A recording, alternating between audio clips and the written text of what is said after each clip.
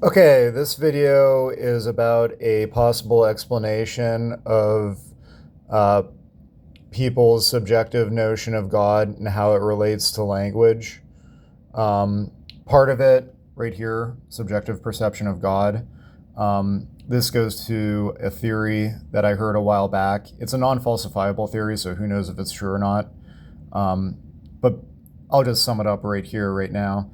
Um, the person, they had the idea that early humans, they first came up with the concept of God because they developed language. Language was new. They had internal dialogue with the language, and they weren't able to, since it was a new phenomena, they weren't able to relate the language with their own internal dialogue and what was coming from outside of them. So their own thoughts, they connected that with a notion of God. They actually thought their own thoughts were coming from God. True or not, I don't know. That is an interesting theory. So basically, like most of this, it's just something I made up. Um, so I'm sure like some of it's true, some of it's not. Um, it's pretty much just like a conception. So yeah, I mean, if you do see this, definitely be thinking critically about it. I'm going to post this video on YouTube. Um, I pretty much just use YouTube as like, uh, free server space as a repository for my thoughts.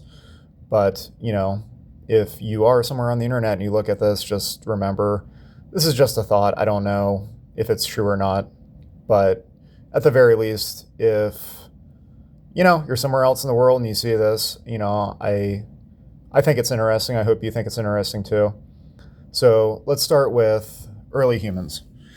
Okay, early hominids, we had the brain structure for language. We hadn't created language yet. So we're at a state of pre-language. And language developed out of basically survival. We're very social creatures. We had to survive. We had to explain and communicate things to ourselves. So that brings us to how I believe language started. And I think it started through onomatopoeia. You think of a word like bee. Bee sounds like the sound buzz, which both buzz and bee are onomatopoeic words.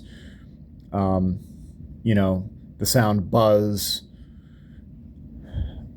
is the same as the word buzz because they sound the same. And bee is probably like onomatopoeic because it came from buzz. And there's a ton of words that probably etymologically they're very similar even through different languages. You think of a word like crack.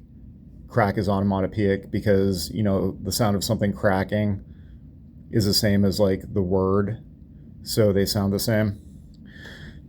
So, this isn't very linear because impulse for explanation, language developed because it's an impulse for explanation.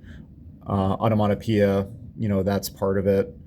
Onomatopoeia probably wasn't as intentional, is probably just like, well, that's what people said because that's what it sounded like. But anyways, regardless, you had the impulse for explanation, and that created words that we don't really know the cause and effect for, like etymologically how they came about.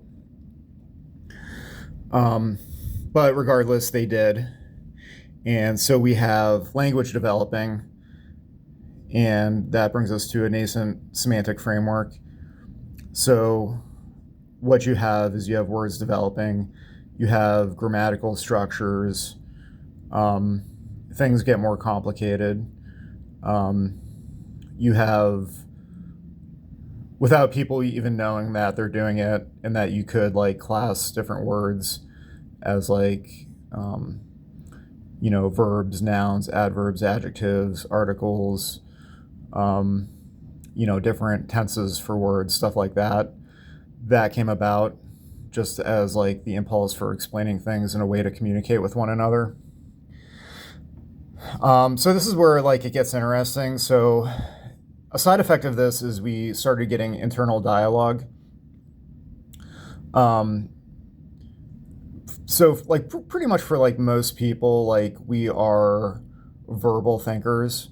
So we think spatially, we think in images, we have um, intuition, stuff like that.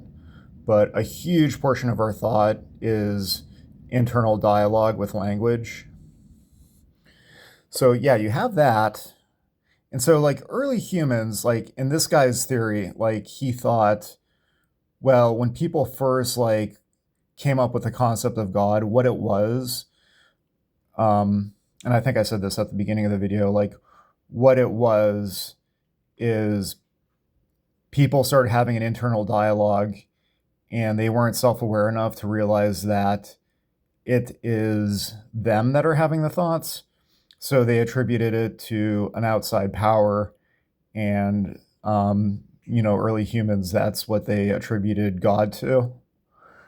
Um, so true or not, I don't know, but it is very interesting, and it also like makes you think about human nature too, because it just goes to show you like how social we are. Like by nature, we don't even want our thoughts to be connected to ourselves. Like naturally, we want our thoughts to be part of a communication structure for a group, for a tribe, or we want it to be um, something that we relate to, like a higher power or God. So that it is indicative of an interesting facet of like human nature. But anyways, going on. So this is kind of like the part that I made up, and I don't know if it's true or not. Maybe, maybe not. Some of it probably is, some of it probably isn't. But anyways, so like as humanity goes on, as language develops, what you get is I call it semanticism at loggerheads. So there's obviously like limitations to the symbology and relatability of like a mechanical structure such as language. It's a very left brain activity. It's very like logical and straightforward, and it's designed for communication. But because of the limitations of language itself, um, the ability to express things through it, there's just I guess you'd say like there is like a limit to like how well things can be communicated through language. Um, I guess you could think of it as like, uh, an asymptotic line where it's like at some point you cannot do a better job of explaining things through language itself. So that would bring us to a recalibration of the subjective God perception that people have. So, um, you hear people that have like spiritual experiences and stuff like that. And, it's more of like a feeling or an intuition. You can't explain it.